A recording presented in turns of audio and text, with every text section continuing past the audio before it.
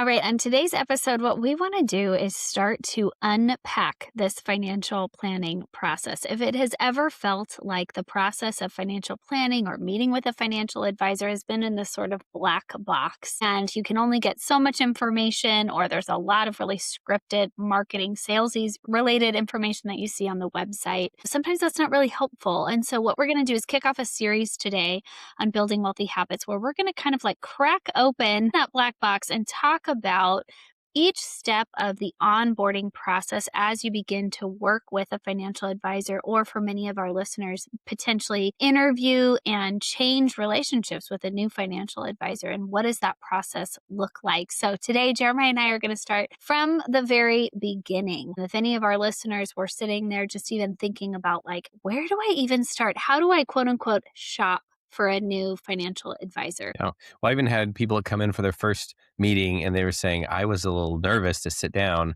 I felt I was going to get shamed and said, oh, I can't believe you're spending this much. Or someone's going to look at my finances and almost ridicule them. They have all these built up feelings, not knowing what to expect. Like they're going What to the principal's information office. do I share? What information don't I share? What questions should I be asking and should I not Yeah, be asking? that's Yeah. right. And I mean, a quick one is people prepare for that like first meet using AI, using Google search, like what questions should I be asking is a really good place to start.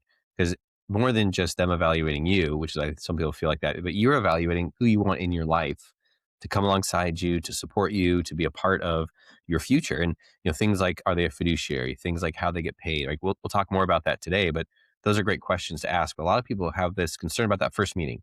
What am I walking into, especially when between spouses? One is excited for the meeting and one is kind of begrudgingly, showing up. hmm And hmm so, kind of knowing what you're looking for, what to expect. Yeah. So let's pan out a little bit. The financial services industry can be very confusing. There's a lot of different certifications, a lot of different types of institutions and organizations. So if you were going online and you were starting to shop for a financial advisor, there's a couple Mm, key words that you might want to consider. One thing is to ask yourself, how important is it that this person would be accessible to you for in-person meetings or work in the state that you live in? Sometimes that's extremely relevant, sometimes it's not. So you might be able to focus your search based on a regionalized approach if ideally you want the person that you work with within close proximity so that you could actually go in and meet them face to face. So that's yep. one. That's one. Yep. And others that similar to that, people may not care where they are, but they want some sort of industry or specific expertise. There's some advisors that work a lot with people who get stock options as part of their job. They work in the tech companies. There's advisors that specialize in that. There's a few that we know that they work only with dentists and orthodontists. That's all they do. And so if you're not kind of a tooth doctor, that's not their practice. And so there's people from all over the country that will come to this one financial planner because they do their industry. So there's also Mhm. some people that want to be industry specific that, they get me, they understand me, they know the concerns I'm going to have in my type of role.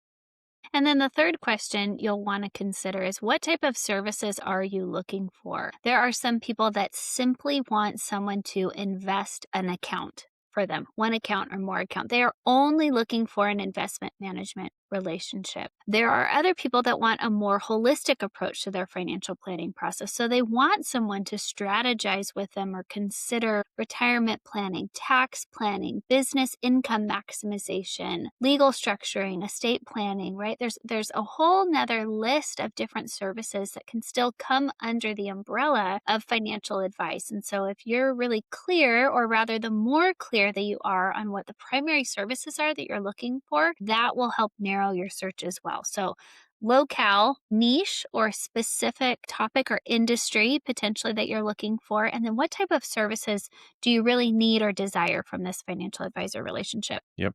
That's great. And I think that's the initial search. That's what I would put in, those types of categories, put something in there, see what comes back to you. The next layer is I'd say a little bit of sorting.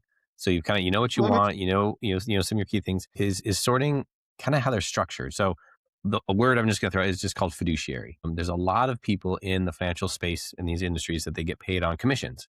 And so they're selling annuities, they're selling insurance, they're selling investments. And there's others that are in this fiduciary role to where they come alongside their client and they don't get paid through commissions. They get paid by fees that come from their clients, and they're there to help the client get wherever they're headed. So there's a small difference, and then they could both be called financial advisor. They could both work for the same type of looking company, but there's a massive difference in their incentive of how they serve their clients. First, I'd be looking for those categories you looked at: region, expertise, what I'm looking for as far as services. And then I'd be looking for someone who's working as a fiduciary, Right. someone who's working to come alongside me because I don't want to be sold to. I think most everybody doesn't want to be sold to. And even like a harsh example, but like we have a mechanic that we love. And I don't ever feel like I'm being sold to. I feel like he's our partner in keeping our cars healthy, right? A lot of other mechanics you go to, and you know from the first moment you walk in, you were being sold. They're trying to Right. convince you to do a thing.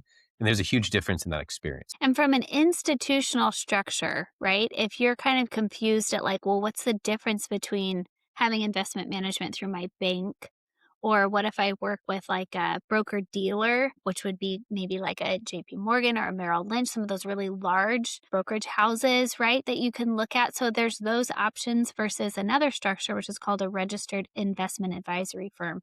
And that might be a little bit detailed. You might not include that in your search, but those are clues as to whether or not they hold this fiduciary standard, which at the same time, too, I want to caution. I like that Jeremiah used that word filter. There's people who are held to a fiduciary standard. And as a prospective client, you need to make sure that their actions line up with the standard that they're being held to so that they are, in fact, if you feel like you're being sold to, that's probably a sign that they have some sort of financial benefit from selling you on a specific product, or are they genuinely acting in your best interest? They want to know what your goals are and your plans are. The other comment that I would make as you're filtering financial advisors after you ask yourself kind of those initial questions is referral is a powerful way to find your next vendor or to narrow the list down. I would say that a good portion of our new clients come to us by referral. They want to hear by reference, like, hey, I've worked with these people for years. I've had some track record. I know them. And the other way to do it, honestly, I mean, there's lots of different ways to do it, but fact check, right? Online, most of these firms are present. Maybe the individuals or advisors that you'll meet with have a presence on LinkedIn or social media broadly, or even on their website. Take some time because this would be a person that you're going to share and disclose highly confidential information, important information in your life to. So, who is it that you could see yourself potentially having a relationship with?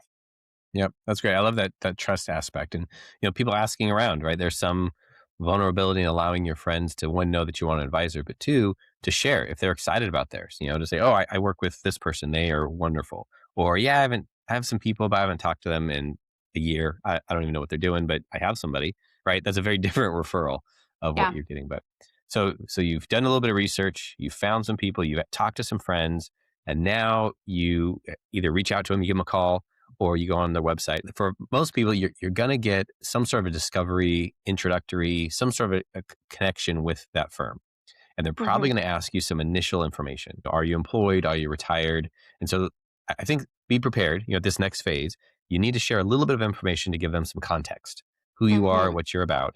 And then you're going to get to sit down with them. And we'll talk with that, what that meeting might look like and what you want to be looking for. But that's usually, I feel like that's usually the next step. You got to share a little bit of context and get them on the schedule. Yeah. And so some people ask the question, like, well, how much information do I need to share? At this point in the process, you're not sharing with them account statements. You're not giving them specific information in terms of where you hold your accounts or but a broad sense of where you are in what we would call like your financial life cycle, right? Are you young and accumulating wealth? Are you nearing retirement? Are you in retirement? Are you a business owner that is in the growth phase? Are you post exit? Are you right? So the season of, I guess, your financial life cycle and what's most critical to you, you want to be able to communicate that on this initial intake form without having to get to the layer of detail that you feel exposed, that you've overshared confidential information. No doubt they're going to ask for things like your email and your phone number and your age and whether or not you're married and if you have any dependents. And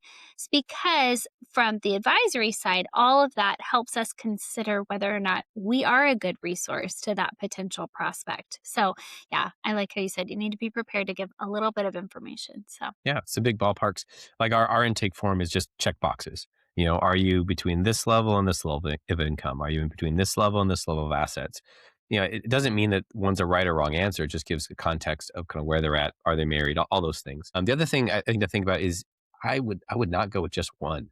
I love it when we meet with a new client who says, "Oh yeah, you're the third person I'm talking to this week." It's a little bit extra work, but you could really get a context of how people work differently, asking the same questions as you meet them, how do they get paid and what's their process look like? You now have something to compare it to. A lot of folks I feel like come into these conversations and feel like it's a little bit of a vacuum. The guy said he could help me, so I guess we're in. Hmm. Versus saying I talked to three different advisors. They all have very different approaches, and I really feel the most comfortable with Jane. And we're going to connect with Jane, and it's going to be great, whoever it may be. I think there's a lot of Hmm. power in that. So at this initial phase, I wouldn't just pick one. I would try and say, here's the three best in my area or the three best in Hmm. my industry. I'm going to share a little bit of information with each one of them, have an introductory call with each one of them, and then have a really good, in my mind, a good perspective to be able to say who is best going to Yeah. support my future. So let's talk about that introductory meeting. It is different based on how people structure their sort of intake process, but I would say expect to have a 30 to 1 hour appointment as an introductory appointment. And those original questions that we asked regarding geography, niche industry, and or the services that you're looking for, be ready to share that information together with a little bit more detail. What is the reason why you're reaching out to create a new or potentially change an existing advisor relationship? What are your primary concerns or your goals? What to you would define success from the outcome of this conversation? So, the more that you can help lay the foundation for what it is that you're looking for, the more productive that first appointment will be. And I think with that, I also say don't delay because you don't have all those answers. It's okay to not have those answers. We found with a lot of folks, we're asking some questions like that. Where do you want to be in 5 years? Or what are you most worried about in your finances? They know it viscerally. They know an answer to it, but they've never really thought about it or they've never really said it in a way that they could express it, especially between married couples. They may look at each other and say for the first time, yeah, I'm really worried about our taxes. I feel like we're always behind. I don't really know how to make that better. Or they might say, I hope to not be working in 5 years. The other spouse turns and, Yeah. it's okay I for some didn't of that know to that. come out. Yeah. Yeah. It's okay for some of that to come out in that initial meeting. So you don't have to have like all your answers done, but it is being ready to talk about that. And we talk about spouses, there's times, I'd say it's most often that one spouse is motivated to get this done and the other Mm, agrees and shows up. And then we see some levels of reservation there. Other times, ideally, by the end of the meeting, they're both all in, right?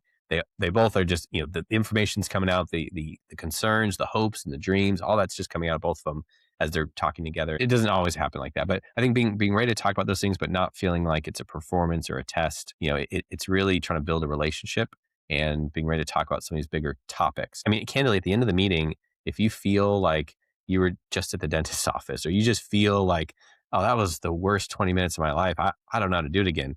It may not be a good fit. Like if you don't walk in with some energy and some excitement, then maybe it's not for you. But that's what you're looking for. Just a connection of these people can do what I need and I could trust them. yeah. And some expectations of this meeting are you being able to, number one, ask them questions. What's your background? What certifications do you hold? What's your primary client base look like? How many clients do you have? Typically, how often do you meet with your clients? What's kind of a range of their net worth or their investable assets? How, is the advisory relationship shared among multiple people in your office or multiple advisors? Mm. Or will I only be meeting with you going forward? Some of those questions might be more pertinent or relevant to you than others.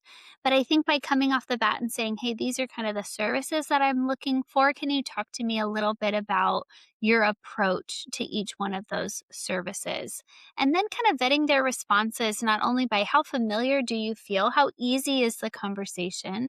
Is this somebody that maybe both you and your spouse connect with, right? So they could serve your household, not just one of you. We all have people that we connect with more easily than others, but this should be a long-standing relationship to support your overall household. What are kind of some of the pivot points upcoming? Do you see this person or this advisor potentially interacting with some of the other resources that you have, whether it's like a CPA or an attorney that you work with? Like, is this somebody that you think would work well with other professionals that you have in your life? Lots and lots of questions. Jeremiah, I'm sure you have more. What would you add? Yeah, a big one I would ask is how they get paid. That might be, you don't want to lead with that, and that usually sets them back. But I think throughout the conversation, if a client hasn't asked us how we get paid, we make sure we tell them how we get paid in that initial meeting, just so there's clarity on how this is going to work. Even for us, like we do a lot of long-term tax planning, but we don't prepare people's taxes. We're not a CPA firm, and that comes out usually in the first meeting of saying, do you have a CPA that can keep up with your needs? And do you like them? And because we will interface with them, we'll do a lot of planning with them. but you're going to need somebody in your life that's going to actually file your taxes for you. So there's a clarity on what the advisor does do and what they don't do that I think is really important. How they get Mhm. paid, who you're going to call and contact. We often give clients like a contact sheet. Like, here are the people in our firm that you're going to get to know. Generally, it's us, the advisors. But Mhm. if you needed someone to move some money around, you're going to call this person on our team. I feel like that's helpful for people to understand that they're not just hiring one person, but a team. But I'll do a quick, I guess, almost like maybe a hot take here. But if you leave that meeting and you feel like this is very complex, there's so much going on here, I just need to give it to this person and walk away. That may not be the best service. You get that a lot in this industry. They start to explain things about Roths and conversions, and your eyes kind of glaze over what they're talking about. I do that sometimes. I get too detailed too quick. But at the end of the day, what you're looking for is someone who is going to guide you through, not just Mhm. take it from you and say, it's too busy for you. Give it all to me. I'll fix it. It's magic. But rather to say, we're a partner to you. We're going to walk you through this. Mhm. We're going to equip you so that a few years later, if you're in a room having a conversation about finance, you don't just say, oh, I have a person. I don't think about that. Mm.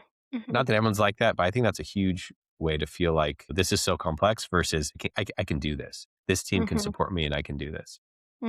I love that. It's like, do you feel railroaded? Do you feel bombarded? Do you feel overwhelmed by the information? Or do you feel like this could be an ally, a resource, somebody that you could call to ask questions and get an honest response without feeling like you're being put down or judged by the questions that you're asking? Do you feel judged in the midst of the conversation about how much money or how you spend your money? It is your life. You're a client looking for support to manage your finances and build a structure that's going to support your lifestyle going forward. You don't have to ask for or make any apologies for the things that you desire in this relationship. So, kind of that gut check as you leave the appointment, I think is really critical. I'm glad that you brought that up. And if in that initial meeting, what you want to do, I would say the primary goal is that both you and the advisor would walk away from the meeting with clarity. Is this a resource that could be supportive to your future? I understand how they get paid. I understand what to expect from the process. And I think that if it takes more than 30 minutes, then it's worth it to sit there and say, well, give me an example about how you walked through the retirement planning process with one of your clients.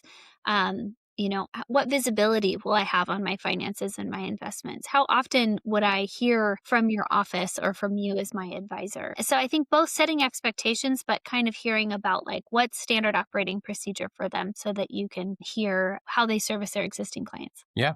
And every firm, I'm sure, is different at the end of that meeting, right? You have that clarity. You've decided, will have that pressure to say, okay, we want you in. You want to sign some things. We're going to start opening accounts. I don't know if that's good or bad. If you feel pressured and you're not ready, then just, of course, tell them, I'm not ready. I'm going to meet with some other advisors and think. I would say we get to the end of those meetings, and some people we meet with are all in. They're just desperate. I'll sign whatever you want. Let's get going. Others, they say, oh, I'm going to take 24 hours. I'm going to think about it. I'm going to meet with another advisor just to see, and then we'll circle back. I think ending the meeting in a way that you feel comfortable with is appropriate. If you feel sales or push or one-time offer, this is not a 2-for-1 sales clearance aisle, right? You're looking for a long-term relationship. And so I think it's appropriate to finish the meeting, leave with clarity, and then circle back with whatever next steps may be. And if you feel pressure in that moment, I think it's one to push back on. Yeah, I like to have clarity if the clients don't lay it out or the prospect doesn't lay it out for me to ask them to say, our intention isn't to nag you, but we want to make sure that we follow up with this effort that you've already made, this initiative that you've already taken here. And oftentimes they'll say, "Oh, I'm meeting with another advisor next week." Okay, great. I'll plan to follow up with you by the end of next week if I don't hear from you before, and then see if they actually do it. Right? That's like the first step in developing trust. Like, did they actually do what they said they were going to do? Another important question that comes to mind is timeline. Mm, What's the average sort of onboarding process look like? Because we know, especially for people who are still in their income earning years, time is precious. You've got a lot going on. You're spending your day making that money. And so if this process is going to drag on for months, 6 months to a year to get these objectives accomplished for you, that might not be something that you have the appetite for. So efficiency is key. On the other hand, there's some people that they don't want the process to be highly accelerated. This might be their first relationship with an advisor. They want to make sure that they're well informed at every juncture in the process. So I think mapping out some of the timeline and asking what are some of your averages, just give me kind of like a broad sense of your onboarding process. I think that can be helpful as well. yep, I love that. So in wrapping up and kind of zooming out a little bit, like the first meeting, I think it's important to pull the trigger.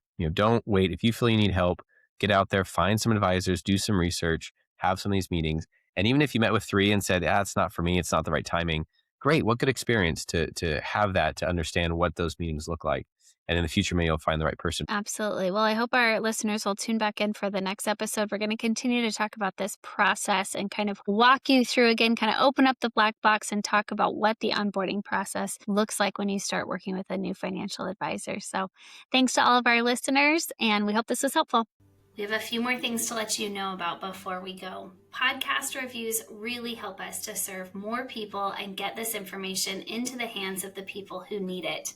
Please leave us a review. Even if it's not 5 stars, we welcome the feedback. And we invite you to let us know what topics you would like to hear more about, or what would benefit the people in your life who you're closest to. We have more resources online. Those resources are designed to help you share this great information easily with people in your life. To access those resources, please visit trichordadvisors.com. Often we hear from clients that they wish they had talked to us sooner. If that's you, we'd be thrilled to see how financial planning can benefit your life.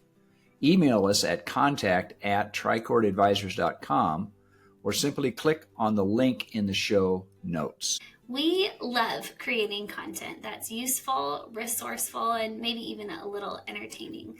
We want to make this mega universe of financial topics and advice applicable and helpful to your life. Remember, at Trichord Advisors, we are your future's best ally.